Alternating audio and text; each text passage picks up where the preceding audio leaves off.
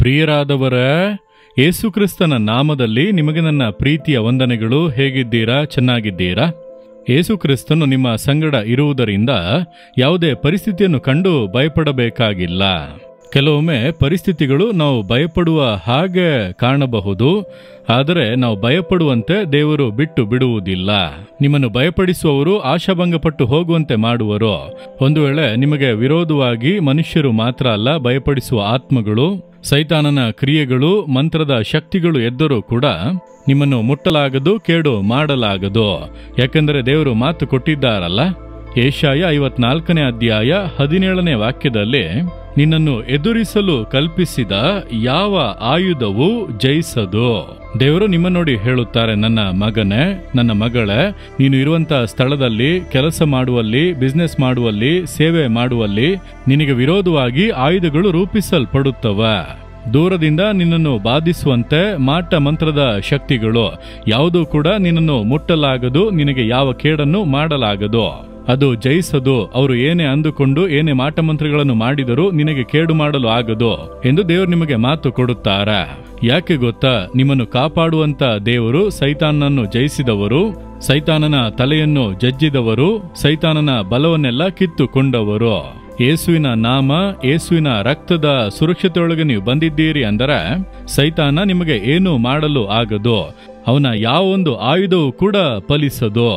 ನಾನು ನನ್ನ ಸೇವೆಯ ಹಾದಿಯಲ್ಲಿ ನೋಡಿದ್ದೇನೆ, ಎಷ್ಟೋ ಆಯುಧಗಳು ನನಗೆ ವಿರೋಧವಾಗಿ ರೂಪಿಸಲ್ಪಟ್ಟವು. ನನ್ನ ಮೇಲೆ ದೋಷ ಹೊರಿಸುವಂತೆ, ನನಗೆ ಕೇಡು ಮಾಡುವುದಕ್ಕೂ, ನನ್ನನ್ನು ರೋಗದಲ್ಲಿ ಅಡಗಿಸುವುದಕ್ಕೂ, ನನಗೆ ಮರಣವನ್ನು ಉಂಟು ಮಾಡುವಂತೆಯೂ, ನನ್ನ ಸೇವೆಯನ್ನು ಅಡಗಿಸುವಂತೆಯೂ ಅನೇಕ ವಿಧದ ಆಯುಧಗಳು ರೂಪಿಸಲ್ಪಟ್ಟವು. ಅದು ನನಗೆ ಗೊತ್ತು. ಎಲ್ಲಿಂದ ಯಾವ ಆಯುಧಗಳನ್ನು ಪ್ರೇರೇಪಿಸಿ ಬಿಡುತ್ತಾ ಇದ್ದಾರೆ ಎಂಬುದನ್ನು ದೇವರು ನನಗೆ ಪ್ರಕಟಿಸಿ ತೋರಿಸಿದ್ದಾರೆ.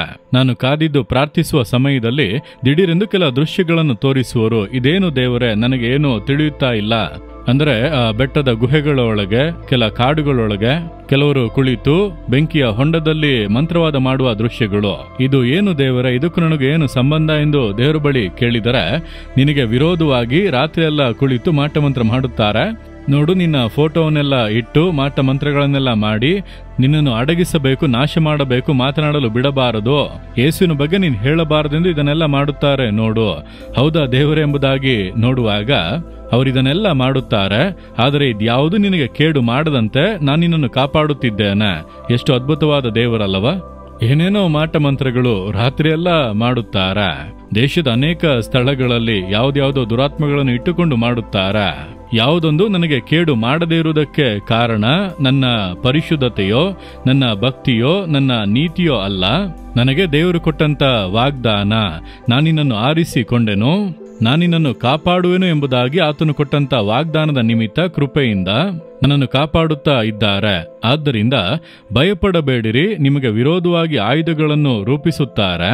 ನಿಮ್ಮನ್ನು ಹೇಗಾದರೂ ಅಡಗಿಸಬೇಕು, ನಿಷ್ಕ್ರಿಯ ಮಾಡಬೇಕೆಂಬುದಾಗಿ ಯೋಚಿಸುತ್ತಾರೆ. ಅಧಿಕಾರದಲ್ಲಿ ಇರುವಂತವರು, ಆಳ್ವಿಕೆ ಮಾಡುವಂತವರು, ಮೇಲಧಿಕಾರಿಗಳು, ಸುತ್ತಲೂ ಇರುವಂತವರು ಅನೇಕ ವಿಧದ ಆಯುಧಗಳನ್ನು ರೂಪಿಸುವರು. ಯಾವುದು ಫಲಿಸುವುದಿಲ್ಲ, ಯಾವುದು ಜಯಿಸುವುದಿಲ್ಲ. ಯಾಕೆಂದ್ರೆ ನಿಮ್ಮೊಂದಿಗೆ ಇರುವಂತ ದೇವರು ದೊಡ್ಡವರು. ಇದನ್ನೇ ನಾನು ಅನುಭವದಲ್ಲಿ ನೋಡಿರುವುದು. ಆದ್ದರಿಂದ ದೇವರು ಹೇಳುತ್ತಾರೆ, ನನ್ನ ಮಗನೇ, ನನ್ನ ಮಗಳೇ, ಭಯಪಡಬೇಡ. ನಿನಗೆ ವಿರೋಧವಾಗಿ ರೂಪಿಸಲ್ಪಡುವ ಆಯುಧಗಳನ್ನು ಕಂಡು ನೀನು ಭಯಪಡಬೇಡ. ಯಾವುದೊಂದು ಜಯಿಸದು. ಆಯುಧಗಳನ್ನು ಕಂಡು ನೀನು ಭಯಪಡಬೇಡ. ಆಯುಧ ದೊಡ್ಡದಾಗಿರುತ್ತದೆ, ನಿನ್ನನ್ನು ಮುಟ್ಟಲಾಗದು, ನಿನ್ನ ಹತ್ತಿರ ಬರಲಾಗದು ಎಂದು ದೇವರು ಹೇಳುತ್ತಾರೆ. ಇದು ನನ್ನ ಅನುಭವ, ಅನೇಕ ಸೇವಕರುಗಳ ಅನುಭವ, ನಿಮ್ಮ ಅನುಭವವೂ ಕೂಡ.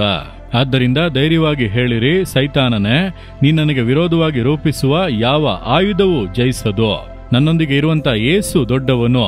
ಯೇಸುವಿನ ನಾಮದಲ್ಲಿ, ಯೇಸುವಿನ ರಕ್ತದಿಂದ ನಾನು ಜಯ ಹೊಂದುತ್ತೇನೆ. ಯೇಸುವಿನ ನಾಮದೊಳಗೆ ನಾನು ಸುರಕ್ಷಿತವಾಗಿದ್ದೇನೆ.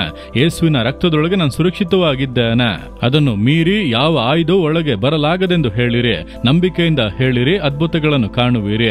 ಯೇಸುವೆ, ನನ್ನನ್ನು ಕಾಪಾಡುವುದಕ್ಕೆ ನೀವು ಕೊಟ್ಟಿರುವಂತ ನಾಮ ನನಗೆ ಆಶ್ರಯ, ದುರ್ಗ, ಕೋಟೆ. ನಿಮ್ಮ ರಕ್ತದ ಶಕ್ತಿಯು ನನಗೆ ಸುರಕ್ಷತೆ. ಸೈತಾನ ಉಂಟು ಮಾಡುವ, ಮನುಷ್ಯನು ಉಂಟು ಮಾಡುವ ಯಾವ ಆಯುಧವು, ನನಗೆ ವಿರೋಧವಾಗಿ ಎದ್ದೇಳುವ ಆಯುಧಗಳು ಜಯಿಸದು, ಜಯಿಸದು, ಜಯಿಸದು. ನೀವು ನನಗೆ ಜಯ ಕೊಡುತ್ತೀರಿ, ಜಯ ಕೊಡುತ್ತೀರಿ. ಸ್ತೋತ್ರ ಸ್ತೋತ್ರ. ಯೇಸುವಿನ ನಾಮದಲ್ಲಿ ಆಮೇನ್, ಆಮೇನ್.